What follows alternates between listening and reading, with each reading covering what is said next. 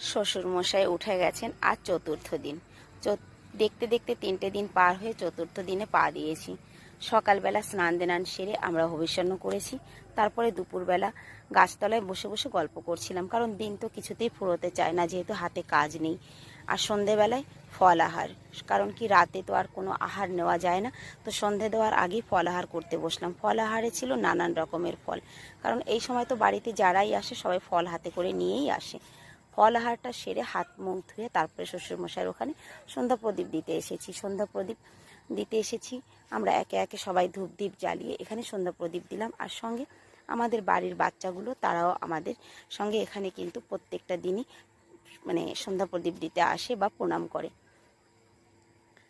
আর আমার শ্বশুরমশাই পরম আত্মার শান্তির জন্য সবাইকেই বলবো একটু প্রার্থনা করতে, সে যেখানেই আছে যেন পরম সুখেই থাকে।